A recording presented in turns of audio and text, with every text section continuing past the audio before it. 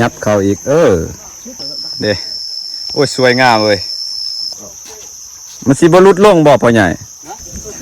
เอาทางนี่พ่อใหญ่เพิ่นถากก่อน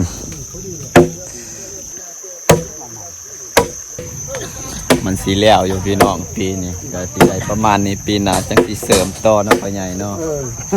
ปีหน้าสิเสริมอีกใส่ตามงบประมาณถ้าเอาบาทเดียวนี่มันก็สิบ่ไหวนี่ตั้งตัวอีกตันน้ำตาลตัน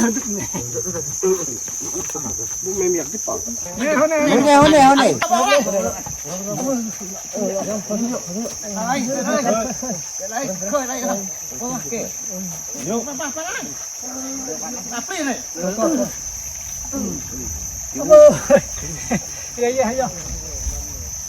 ี่ยba tự nhiên đây vô đây đây đang cắt đây đang cắt đây nó chặt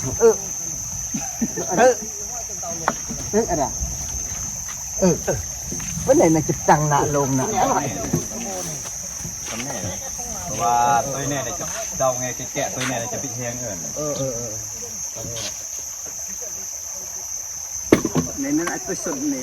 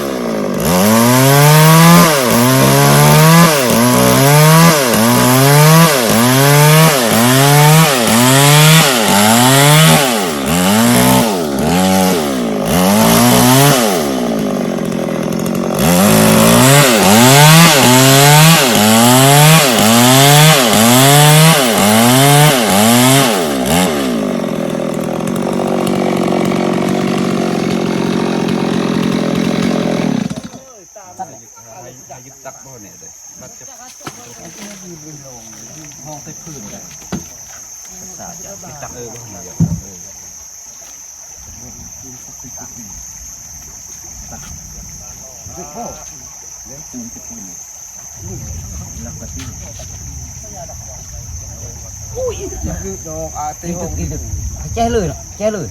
เก็บโรคเตี้ยหรอ điพอสำเร็จสักหนึ่งนะประมาณพี่คนนี้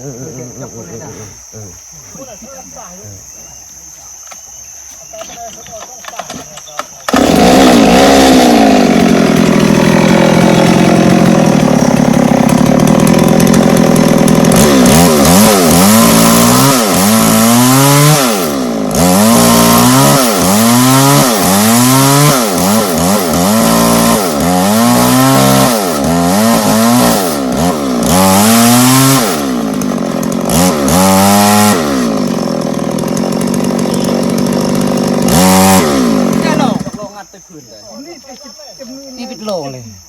ทำเตาโลงเตาโลงเลยโลงเพิ่งไปเบิ่มเสร็จโอ้ยโลงอีดีก่อโลงเขาตอนหน้าพิถูกทำเตาโลงเยอะตัวนี้นะรักเชียงนี่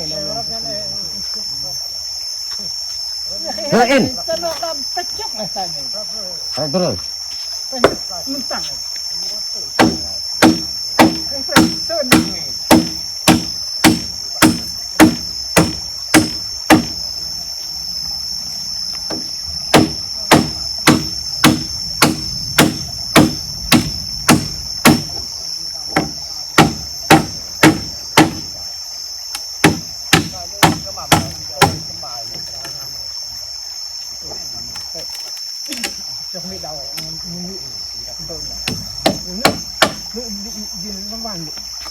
งัดไปขึ้น โอ้การโตรถจ่าโอ้ต้องหลับ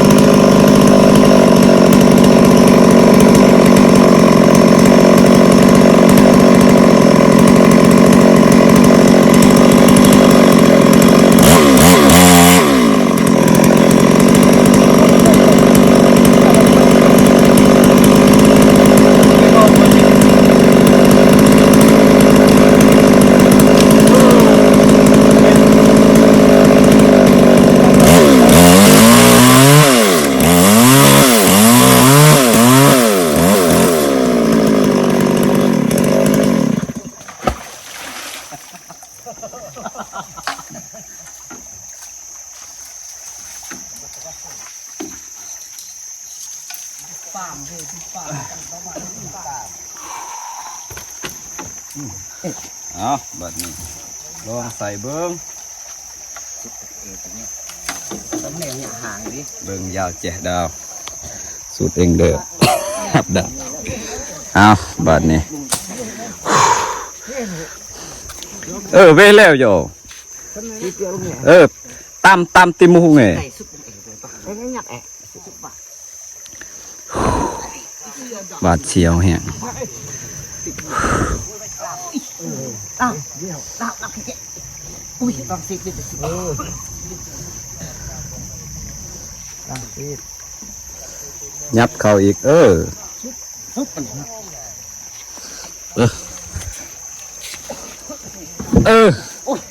คนตอนนี้ถูก เบิ้งไงตะมุดดาวเลยตะมุดดาวบติกนุ่งไงโตตีเหอำจะเดาตำอำเดาซากเลยของอะไรตำกันเดาซากดูบติมุดบติยอตกเนี่ยตัวแกะเนี่ยตะมุดดาว เด็ดดาวเบอร์เนี่ยบ้างเนี่ย ตัวสันโอ้ยดาวนี่ล่ะเชิญแต่พอลงเนาะเนี่ยอะไร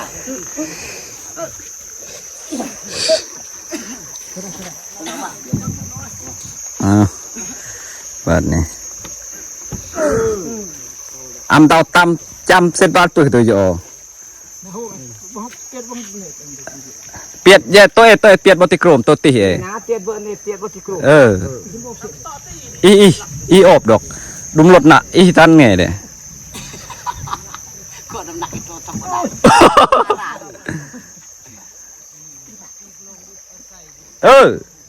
พอดี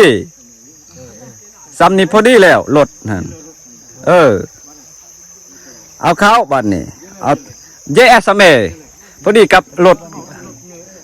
โลน่ะพอดีเลยโอ้ยมับ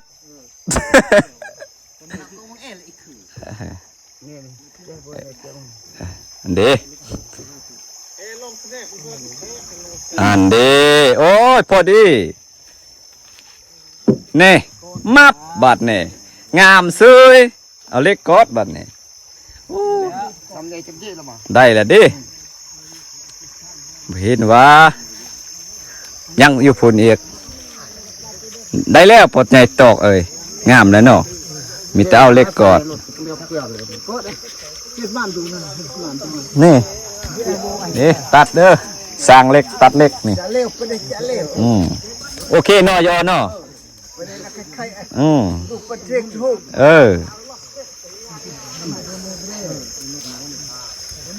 งามบัดนี้มีแต่ตัดเล็กงามแล้วพ่อใหญ่ตอกยังอยู่นี่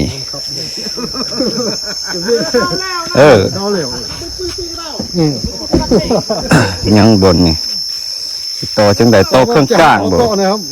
สิโตเครื่องกลางบ่อยู่นี่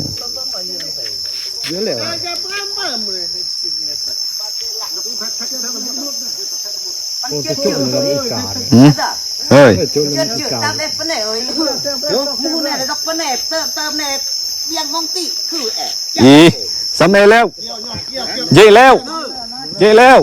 พอดีแล้วเพราะว่าอยู่หันใหม่มันหน่อยได้ใส่ซองโตมันก็เป็นแนวนั้นแหละเด้โ อ้ยสวยงามเลยเฮ้ย ตัวนี้เนื้อจะบักเลย โอ้ยกดเล็กก็ว่าบ่บักว่าเฮ็ดแนวนั้นบ่เป็นหยังดอกบ่ปีนดอก ได้แล้วเพิ่นว่าบ่ปีนเออ จะเป๋แล้ว สิแม่น ตัดตาเปิดเลย ก็ประดับสุดขัดสกอมปีเลยยังไงดอกก็ประดับสุด ว้าโธ่ ง่ายสวยงาม ได้จอกมาแล้วกดงักไปเลยยังไงดอก มันสิบ่หลุดลงบ่พ่อใหญ่มันสิบ่โยดลงบ่ มาอยู่โต๊ะมันใหญ่ ห้องมาติ มันนานเนาะ วัน ฮะโอเคโอเคเอาแล้วเอาแต่มันง่ายแล้วก็มันสบายเอาเฮ็ดบัดนี้มื้อนไปเวียกใหม่ปลาบ่ โดนตายหมดตู้เลย เอาหมองเดี๋ยวมาใส่ติงโง่จะติ มันอยู่ด้านหลังใหญ่ผมไม่ได้ โอ้ โมกวยโอเคใจยิ้มสิครับ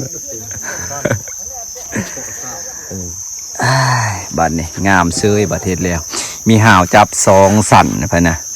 เด็กน้อยผู้ใหญ่บ่ทันแล้วบ่ ปีนายต่อย อ๋อ ซ้ บ่ อันนี้7 ปี อ๋อ โตยังเด็กขาปี หันดิพอดีแล้วแน่จังประสำนะ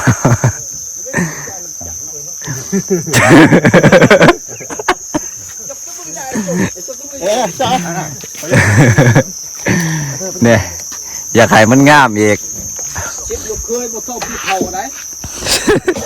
โกเว้าบ่สนตาเห็น มันเตียงเลยอยู่เนาะเอา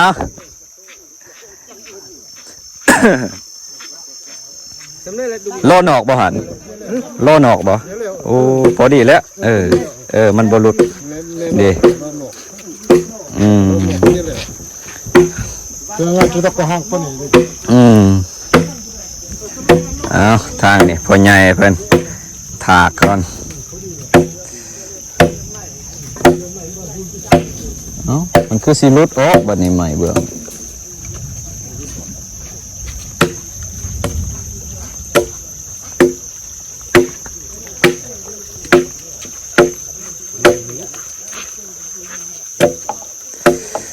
โอ้ยปีนี้สบายแล้วไต่ขวานเนี่ย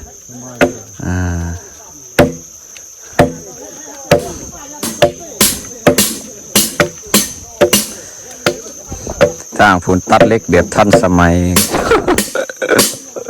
บ่ใส่เลื่อยตัดเด้ทางฝุ่นไม่ค้อนตีเอา เอาเครื่องตานุ่มประมาณเนี่ยจิเลยดิ ได้แล้วพ่อใหญ่สำนั้น กวนตีนั่นล่ะ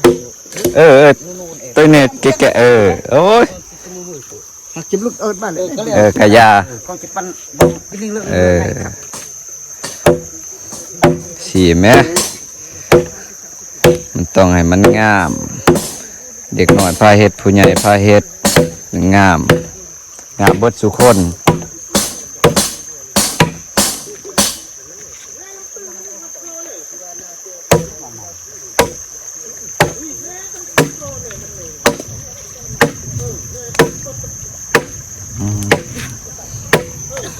มันสีแล้วอยู่พี่น้องปีนี้ก็สิได้ประมาณนี้ปีหน้าจังสิเสริมต่อเนาะพ่อใหญ่เนาะ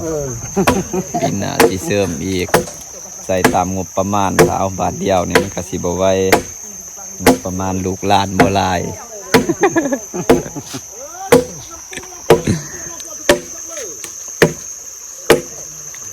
อ้าวงามแล้วพ่อใหญ่เอ้ยได้แล้วบัดนี้มีแต่ปีน ปีนอะไร เนี่ยอันนี้ ปีนไปทางใดเนาะ นอกได้ อ้าว2คนก็ได้เพิ่น แล้ว นี่กระยามันหลุดลงหน่อยหนึงกระยาแล้วก็ถากลงเบื้องส่วนอันนั้นเนาะ ปีมันติ้งนี่ ให้มันซื้อกัน เดี๋ยวจำไปที่บ่นี่ โอ้ยู่เข้าอีกโอ้งามเสย จับไปเลย น่าโอ้ยแหน่ ปนนี้ลิงรอแล้วปนนี้ นะ ลิงเลิกบ้านเล่น งามถือแล้วพ่อใหญ่เป็นเห็ดสีแล้ว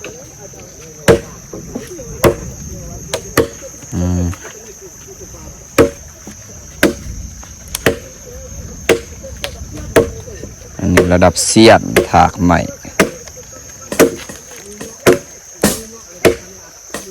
ยานขวนอย่างนี้ยานขวนเป็นสีหลุด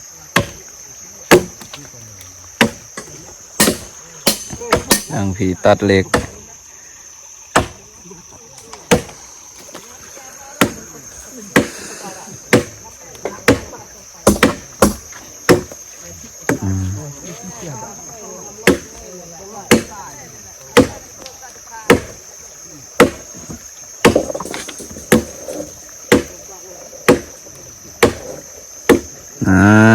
งามแล้วพ่อใหญ่เอ้ยเนี่ยเดี๋ยวสีใส่เล็กกอดอีกพี่น้องเพื่อบ่ให้ไม้มันไหลออกไปสีใส่เล็กกอดคือจังสีปอกอ้อมหอบเลย ไข่ดิ ได้แล้วได้แล้วโอเคแล้วอันนี้งามเลยเนี่ย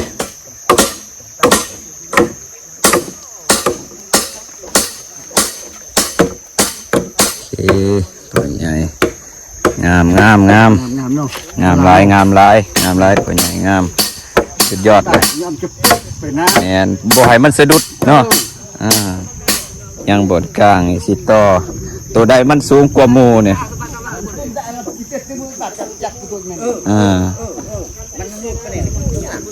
พี่น้องเอ้ยเดี๋ยวติดตาม EP ต่อไป EP นี่ก็สิ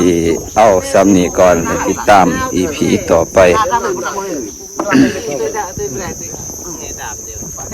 ผู้เพียรไปที่ในซัมเมต โอเคEP นี่เอาซ้ำนี้ก่อนพี่น้องเดี๋ยวทาเบิ่ง EP ต่อไปเด้อ